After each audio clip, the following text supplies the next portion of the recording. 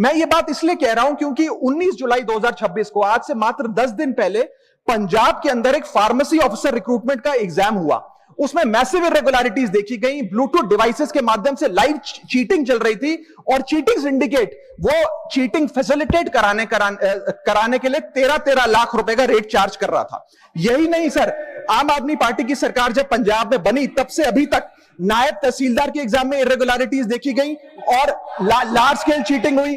Punjab state education board में 12वीं class का इंग्लिश का पेपर लीक हुआ, पीएसटीटी स्कूल टीचर रिक्रूटमेंट का एग्जाम का पेपर लीक हुआ, पीएसएसबी के ग्रुप ऑफिसर का रिक्रूटमेंट का एग्जाम लीक हुआ, एग्रीकल्चरल डेवलपमेंट ऑफिसर की रिक्रूटमेंट का एग्जाम लीक हुआ और एक्साइज और टैक्सेशन इंस्पेक्टर की रिक्रूटमेंट की मेरिट की लिस्ट जब आई तो उसमें फर्जी नाम डाल के जारी कर दिया गया। सर मैं आ रहा हूं, अब मैं कांग्रेस में आ रहा हूं।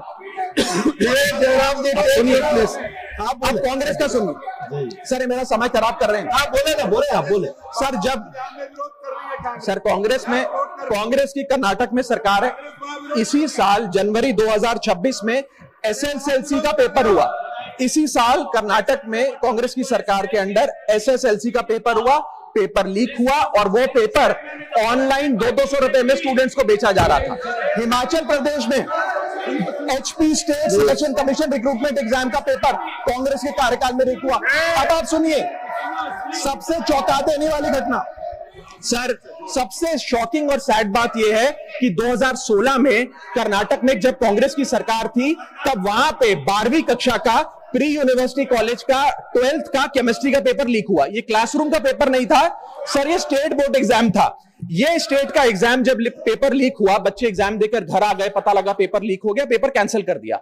20 दिन बाद री एग्जाम कराया गया, री एग्जाम का पेपर भी लीक हो गया और उसके बाद रात को 3:30 बजे वो पेपर व्हाट्सएप पे घूम रहा था, री एग्जाम को भी कैंसिल करना पड़ा।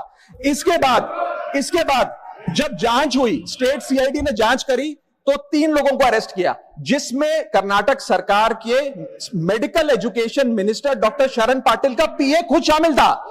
पीए 10-10 लाख रुपए लेकर पेपर लीक कर रहा था।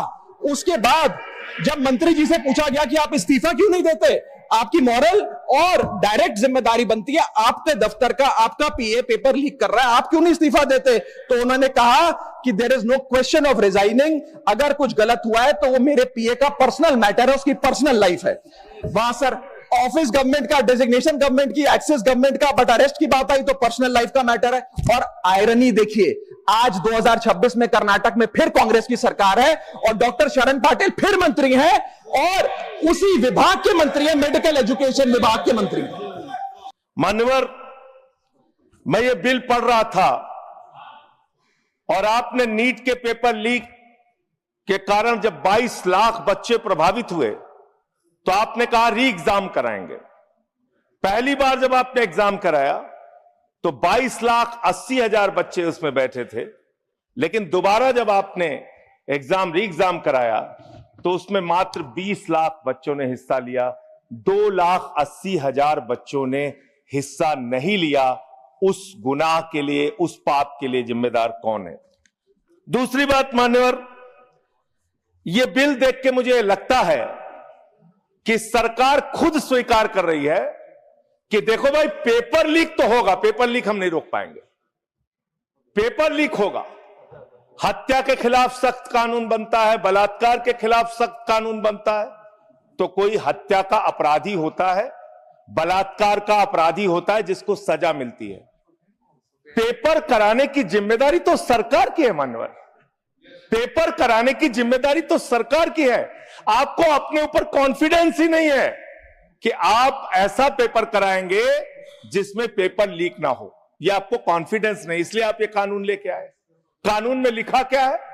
इस कानून में आप लिख रहे हैं 2 महीने में इन्वेस्टिगेशन पूरी हो जाएगी, 3 महीने में ट्रायल खत्म हो जाएगा, 2 महीने में इन्वेस्टिगेशन पूरी हो जाएगी, 3 महीने में ट्रायल खत्म हो जाएगा।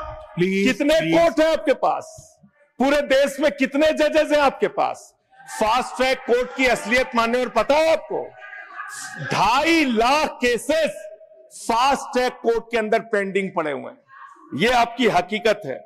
फास्ट ट्रैक कोर्ट की हालत यह है एक लड़की एसिड विक्टिम, शाहीन नाम है उसका, 15 साल तक फास्ट ट्रैक कोर्ट में उसका मुकदमा चला और 15 साल के बाद सारे के सारे आरोपी बरी हो गए। क्या फास्ट ट्रैक कोर्ट की बात आप कर रहे हैं? गुमराह करने की बात आप करते हैं।